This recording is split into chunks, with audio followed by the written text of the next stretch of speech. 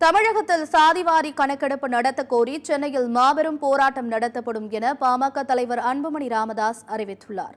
தமிழ்நாட்டில் சாதிவாரி மக்கள் தொகை கணக்கெடுப்பை நடத்தும் விவகாரத்தில் அடுத்து என்ன செய்வது என்பது குறித்து பாமக வழக்கறிஞர் சமூக நீதி பேரவை ஆலோசனைக் கூட்டம் சென்னை தியாகராய நகரில் இன்று நடைபெற்றது.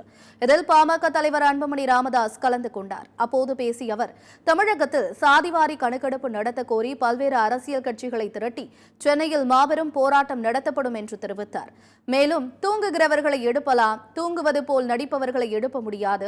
கருணாநிதியிடம் சமூக நீதி உணர்வு இருந்தது, ஆனால் மு.க.ஸ்டாலினிடம் இல்லை என்று கூறினார்.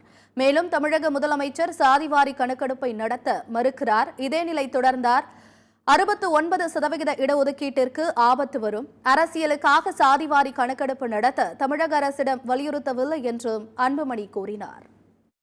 மற்ற மாநிலங்களில் நடப்பது போன்று நீங்களும் சாதிவாரி கணக்கெடுப்பு சர்வே இந்தியன் ஸ்டாட்டிஸ்டிக்கல் ஆக்ட் 2008 படி சர்வேயை உடனடியாக அமைச்சரவையை கூட்டி இதை சர்வே செய்ய வேண்டும் என்று ஒரு ஆணையை பிறப்பியுங்கள். ஒரு மாதத்திலே கணக்கெடுப்பு நடத்தி பிறகு வேறு என்னென்ன அடுத்த கட்டத்தில் என்ன செய்யலாம் என்று சட்டமன்றத்திலே விவாதம் நடத்த வேண்டும் என முதலமைச்சர் அவர்களே இந்த கூட்டத்தின் மூலமாக நாங்கள் கேட்கின்றோம். ஒரு ஆழமான முக்கியமான ஒரு கோரிக்கையாக நாங்கள் வைக்கின்றோம்.